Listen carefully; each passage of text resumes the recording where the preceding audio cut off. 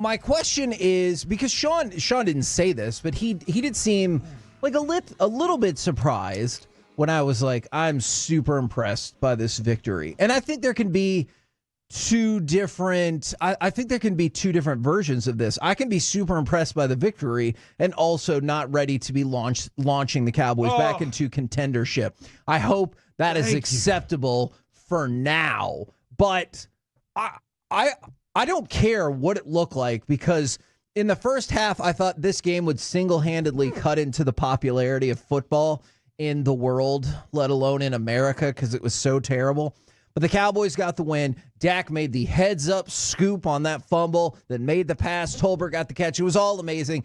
I'm excited about the victory. Yeah. Do you know how many 3-2 teams there are in the NFL right now? Are there a lot? 10.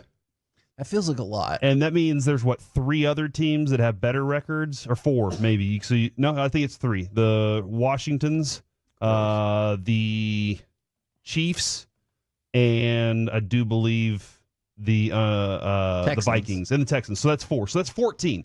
Now, Kevin, what have I said about the Cowboys? They are middle of the pack. Yes. Everything you look at, they're a middle of the pack team. And based on this, they're at the bottom of the middle of the pack. They're right there in the middle of the pack where they belong at 3-2 right now. If you can't look at the game and say they won a tough, nasty football game last night where it was a physical game. What's the thing we've said about this team so far? They can't win physical games, right? We've said that over and over. Once you hit them in the mouth, they can't compete. Well, they did last night. If you can't look at that, but also say that they still have work to do, then you're not living in reality. You have to admit that they did good, but also admit they still have work to do. Those are the two things that are real in what's going on with the Cowboys. Look, I am not anti-Chris Collinsworth. I know that plenty of people are. There was a couple times yesterday I was like, shut up. Just shut up. He had to tell me 58 times this was the kind of game that Pittsburgh wants, and Pittsburgh always wins. And I was like, yeah, I know. But I think it bothered me so much because he's not wrong. Like, I'll take it from the other side. Doesn't this feel like the kind of game that the Cowboys usually lose? Always. It's ugly. It's physical. And there was a rain delay. Yes. And it feels like we shot ourselves in the foot multiple times, penalties and turnover-wise. It felt like a game the Cowboys would lose, but they didn't. They won it by 1 yard. Mm-hmm. That's fine. That won't be noted in the records. It won't be like, oh, the Cowboys are 10-7, but they did win that one game. Doesn't matter. They won. And, I mean, we went back and looked at it. They're -3 in the turnover battle. Yeah, don't be fooled by that, like, last-second lateral palooza. For the real part of the game, they're -3. How many times does a team -3 win a game on the road? No, very rare. And on the road, even against Pittsburgh specifically, sure. In that play specifically. So again, I'm not on cloud 9 today because there were a lot of bad things about last night's game. Yeah, I get that. And that's for the coaches and the players to go back and work on week in and week out for the rest of the year. But at this point, you're a 3-2 football team. You could be a lot worse. I know Jerry came on Friday and was like, hey, look, just look at the person next to you. They could be doing a lot worse off than you. That doesn't always work in the world of mental health, Kevin. I've learned. I try to do that. But that doesn't always work. I struggle. But, man, they did some positive things that we haven't seen. One of them, their defense was pretty good last night. Their defensive effort to stop the run, pretty good. Justin Fields, pretty bad. And then the other thing, they ran the damn ball. And I'm sorry if I'm jumping ahead on anything else in the show, but Kevin, this is what I think was the biggest difference in that fourth quarter last night when Dak Prescott leads the team down the field to score. Because Rico Dowdle and Zeke were able to run effectively. I'm not saying they ran the ball well. They ran it effective enough to get the first downs necessary, put themselves in short yardage situations all the way down the field. You know why? How that helped? Because then Minkah Fitzpatrick becomes a single high safety, and that's where Dak is at his best. Once you get a safety to come down, Dak knows what he's supposed to do, and he was able to move the ball down the field. You have to, and you can see it from last night's game with Pittsburgh, you have to not be one-dimensional. If you're a one-dimensional offense, then you are screwed in the NFL. They can make you that. And last night, because the Cowboys had two dimensions that worked, just look at Pittsburgh. They were they were actually zero dimensional because their one dimension wouldn't work. They were better last night because they were able to run the football effectively. Now, is that because you put your left guard out at left tackle and said, F it, we're just running like he's a left guard? I would argue yes. Then that's fine, too. But you know what? Zach Martin got a little pissed off last night, too, and then went out there and stuck somebody in the mouth. So that was something that they needed to do and needed to accomplish. They got to build on that from the rest of the season, too. Did you think that he was also hurt for real for a second, and you're like, F it? We just can't field Zach the Martin? team this year. Yeah. Yeah, because after all the injuries and then Guyton goes out and then they're like, oh, Zach Martin's down. I'm like, I don't know what you're supposed to do. And if you're asking if they ran the ball well because Guyton was out, I have two questions about that because that text came in and they asked if it was Garden first, Kevin. But I love it. Like, is he the Garden of Guyton?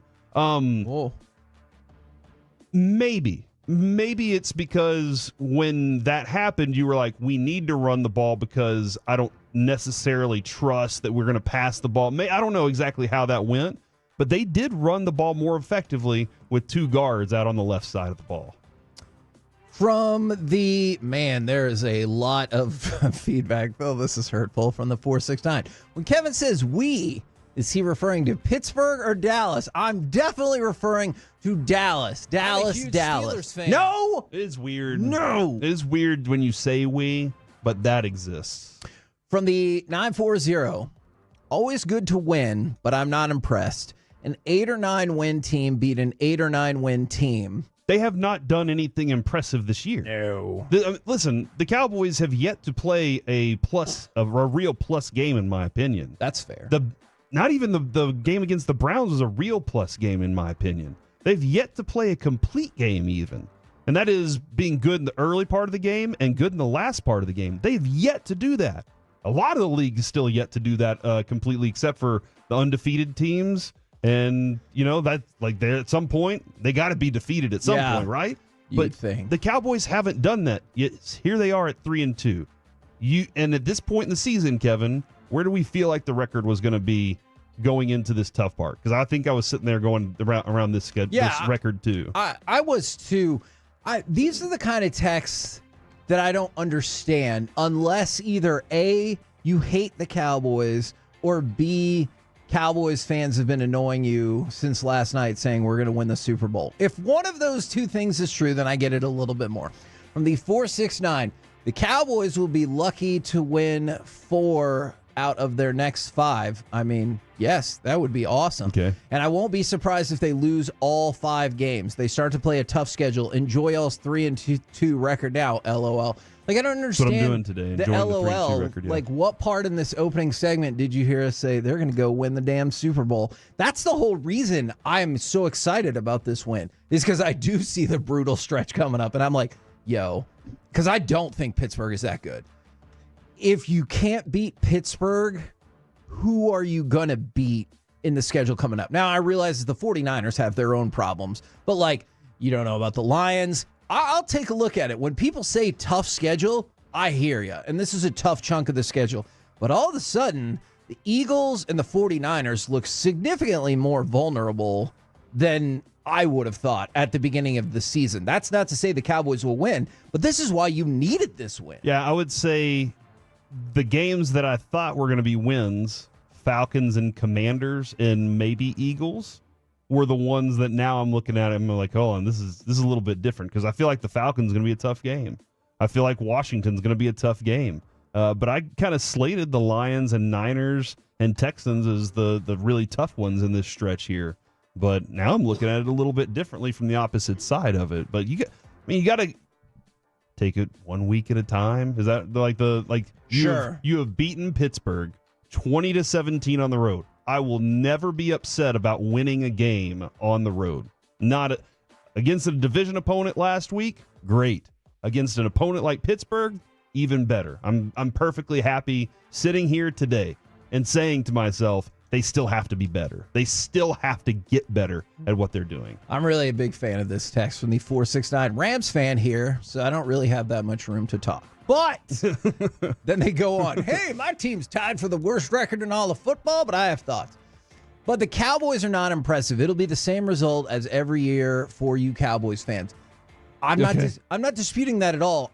That doesn't affect my fandom in the moment. Do I have that like part in the back of my head that's like, you know how this is going to end? Of course. I think most Cowboys fans, whether you've been a Cowboys fan for 10 years or 60 years, probably have that same thought. But I didn't watch last night's game, and I'm curious, are people watching that game like this? I know Mike does. I'm not in this boat. When Tolbert got the pass from Dak, or when Dak recovered the football to keep the game alive, I was like, F yeah. I wasn't thinking they're going to lose in the wild card round. Like, that's just not the way I process as a sports fan. If you do, more power to you. You sports fan however the hell you want. That is not how I process as a sports fan. And I'm with you, there's not a single moment in the regular season, except for the last game of the regular season, if you're eliminated from the playoffs, where you don't have next week to get better. Yeah. The only time in the regular season or in the entire football season that you don't have a chance to get better is in the playoffs and the Super Bowl. If you're eliminated, you're done. In the regular season, you can say, okay, we were crap at this, we can get better next week. You win, I can still get better next week. Hell, I might even have a bye week, so I get 2 weeks to go recover and reboot and do all these things. The Cowboys just had 10 days off. So they could, is it 11? 10 days off. So they could recover and reboot and do that. That's the way the regular season is. You take the regular season for what it is. You have to get better from the beginning to the end of it and hope you're at your best at the end of it. That's what you're hoping for. And I go back to this. And look, I'm telling you, I hope everybody listens throughout the show. But if you're waiting for us to, I'll just speak for me. If you're waiting for me to crap all over this victory today, not going to happen. Are there plenty of things within the game that I was like, oh, we sure need to do that better? Fair. But you tell me you're going on the road to play a team that was 3-1, regardless of what you think about their 3-1 record, and you're the underdog, and you're not going to have Brandon Cooks, Micah Parsons, DeMarcus Lawrence, Tyler Guyton's going to get hurt, and Zach Martin is going to leave the game, and CeeDee Lamb and Dak are going to continue to have no second-half chemistry. I'd be like, oh, my God, we're going to get destroyed. But you didn't. You're going to tell me that Tyrus Wheat's one of your best players on the field? Nobody would have said that. All right. You're going to tell me that Linval Joseph was going to bull rush somebody into the quarterback and cause a crazy thing to happen? That might have been the most impressive play of the game. You're going to tell me that Mozzie Smith is going to have an offensive lineman get under him on a 4th-and-1 situation? I would have believed that. All right? I would have totally believed that. Me too. But all the other things all the other things that I saw happen, even Kevin, what's the last name of our cornerback? No, not the good ones. No, the other ones. Diggs. Nope. Bland. No, starts with an O. I know what he's getting at. Number 27. I know there was a moment where the ball went out of bounds and he did the no, like he did something, but didn't care for that. Even Jordan Lewis still hasn't done it this year. Did you notice that? Yes, he still has not done it. He knows. I didn't expect him to play well. The secondary played pretty damn well last night. Again, Justin Fields wasn't good, but they played pretty damn well. And man, I'll say this again and again, Jordan Lewis is the lifeblood of this defense. He's a leader on this team. I watched from the moment he and Pickens got into it at the beginning of the game all the way until the end when Pickens grabbed his face mask out of frustration. I want more people acting like and playing like Jordan Lewis on this team. I'm with you. You keep saying that Justin Fields didn't play well. Did you not see that throw where he was throwing the ball out of bounds? He threw it so far out of bounds, it went over the bench on the sideline.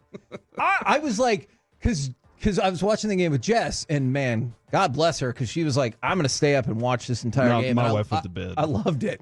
But she goes, because that's the thing with the way they shoot in the NFL. You see a ball go up in the air, and you're like, I have no idea what the rest of this field looks like. That's why I like Prime Vision so much. Prime Vision gives you the whole field. The whole thing. Because you could watch a pass go up, and you're like, well, that's going to go 15 yards out of bounds. But when Justin Fields fired it off to the sideline, and you're like, oh, crap. But then you see it flew over the bench, and so it was so far out of bounds. So yeah, no, again, he wasn't great. Somebody said with a patchwork defense, the way that they're doing, with the way that they're trying to figure out how to create some offense, they don't have the talent in running backs. They're trying to figure out what they have in talent in second receiver right now. All they really have offensively is CeeDee Lamb. I guess Kevontae Turpin shows up last night for some big moments as well. You had some moments from other players that you really needed to show they can contribute to this team last night. Build on that. Accept the win and move on.